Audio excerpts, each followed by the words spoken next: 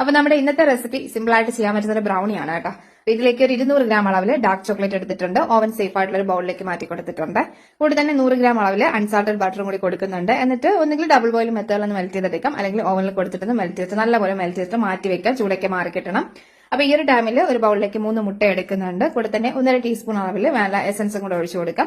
ഇനി ഇതിലേക്ക് 1 കപ്പ് അളവിൽ പൊടിച്ച പഞ്ചസാര ചേർത്ത് കൊടുക്കുന്നുണ്ട്. 250 ml കപ്പാണ്. അപ്പൊ 1/4 കപ്പ് അളവിൽ പഞ്ചസാര എടുത്തിട്ട് പൊടിച്ചെടുക്കുമ്പോൾ നമുക്ക് 1 കപ്പായിട്ട് കിട്ടും കേട്ടോ. ഇനി ഇതെല്ലാം കൂടി നല്ലപോലെ മിക്സ് ചെയ്തിട്ട് എടുക്കാം. ബീറ്റർ വേണമെന്നില്ല, ഇതുപോലെ ഒന്ന് വിസ്ക് വെച്ചിട്ട് ഒരു 2 മിനിറ്റ് ടൈമോളം നല്ലപോലെ ഒന്ന് കണ്ടിന്യൂസ് ആയിട്ട് മിക്സ് ചെയ്ത് എടുത്താൽ മതി കേട്ടോ. അപ്പൊ ബീറ്റർ കയ്യിലുണ്ടെങ്കിൽ ഒരു 1/2 മിനിറ്റ് ടൈം മാത്രം ഒന്ന് ബീറ്റ് ചെയ്തിട്ട് എടുത്താൽ മതി. ഇനി ഇതിലേക്ക് നമ്മൾ നേരത്തെ എടുത്ത് വെച്ചിട്ടുള്ള ആ ഒരു ചോക്ലേറ്റിന്റെ മിക്സ് ആണ് ഒഴിച്ചു കൊടുക്കുന്നത്. ചൂടൊക്കെ നല്ലപോലെ മാറിയിട്ടൊന്ന് ഒഴിച്ച് നല്ലപോലെ മിക്സ് ചെയ്തിട്ട് എടുക്കാം. ഇതിലേക്ക് 1/4 കപ്പ് മൈദയും 1/4 കപ്പ് ലൈറ്റ് കൊക്കോ പൗഡറും കൂടി അരിച്ച് ചേർത്ത് കൊടുക്കാം. എന്നിട്ട് നന്നായിട്ടൊന്ന് മിക്സ് ചെയ്തിട്ട് എടുക്കാവേ.